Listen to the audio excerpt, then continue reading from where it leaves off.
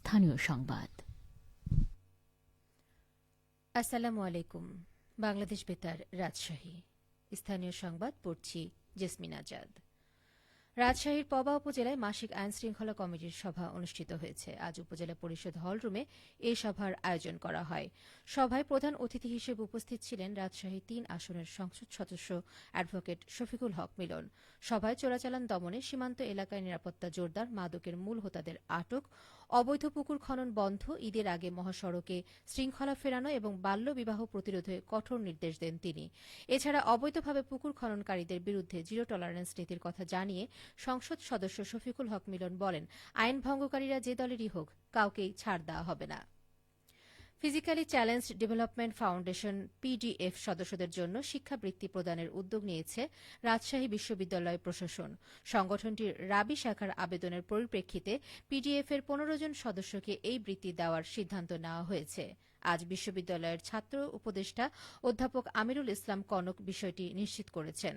বিশ্ববিদ্যালয় প্রশাসনের এ উদ্যোগকে প্রতিবন্ধী শিক্ষার্থীদের জন্য সহায়ক ও ইতিবাচক পদক্ষেপ হিসেবে দেখা হচ্ছে। সংশ্লিষ্টরা আশা করেছেন, এ ধরনের কার্যক্রম ভবিষ্যতেও অব্যাহত থাকবে এবং শারীরিকভাবে প্রতিবন্ধী শিক্ষার্থীদের ক্ষেত্রে শিক্ষা কার্যক্রম আরও সহজ ও গতিশীল হবে। স্বাস্থ্য ও পরিবার কল্যাণ প্রতিমন্ত্রী এম এ মোহিত বলেছেন, নির্বাচনী ইশতেহারে স্বাস্থ্য খাতকে সর্বোচ্চ অগ্রাধিকার ও গুরুত্ব দেওয়া হয়েছে।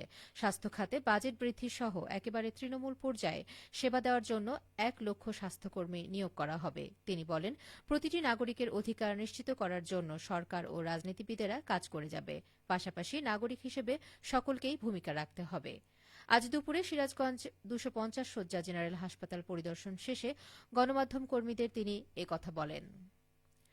নওগাঁর ধামইরহাট পৌরসভার নিমতলী হাটখোলা সড়কে ঢালাই কাজের উদ্বোধন করা হয়েছে। আজ দুপুরে উদ্বোধনী অনুষ্ঠানে প্রধান অতিথি ছিলেন নওগাঁ ২ আসনের সংসদ সদস্য ইঞ্জিনিয়ার এনামুল হক। পৌর কর্তৃপক্ষ জানায়, সড়কটি দীর্ঘদিন ধরে মেরামত না করায় দারুণভাবে ক্ষতিগ্রস্ত হয়েছে। তাই চলতি অর্থবছরে কোভিড-১৯ প্রকল্পের আওতায় ২৬,৪২,০০০ টাকা ব্যয়ে আরসিসি ঢালাই করে রাস্তা নির্মাণ করা হচ্ছে। নিমতলী থেকে ৯৪ মিটার দৈর্ঘ্য ও ৫.৫ মিটার প্রস্থে নির্মাণ কাজ সম্পন্ন করা হবে। এতে একদিকে টেকসই নির্মাণ ও অন্যদিকে চলাচলকারীদের অসুবিধা দূর হবে। সিরাজগঞ্জের উল্লাপাড়ায় ড্রেন নির্মাণ কাজের উদ্বোধন করা হয়েছে।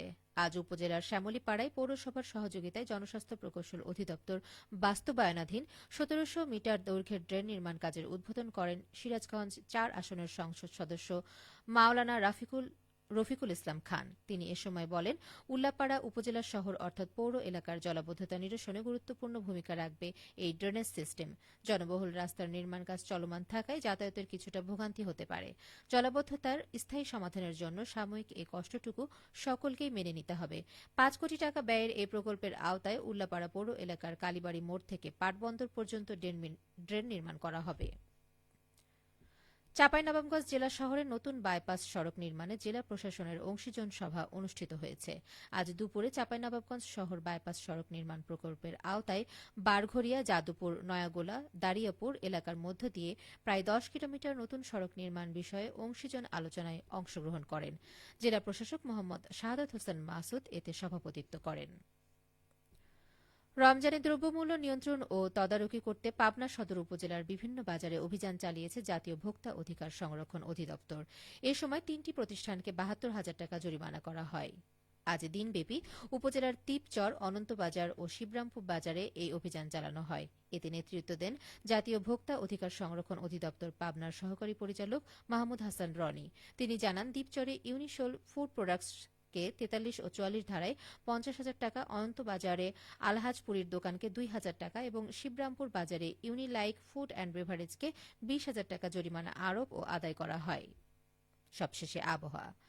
আজ রাজশাহীতে সর্বোচ্চ তাপমাত্রা ছিল ৩০.৫ ডিগ্রি এবং সর্বনিম্ন ১৫.৬ ডিগ্রি সেলসিয়াস। বিকেল ৩টায় বাতাসে আপেক্ষিক আর্দ্রতার পরিমাণ ছিল ৩৬%। রাজশাহী ও পার্শ্ববর্তী এলাকায় আজ ইফতার সন্ধ্যা ৬টা ৮ মিনিটে এবং আগামীকাল সেহরির শেষ সময় ভোর ৫টা ১২ মিনিটে।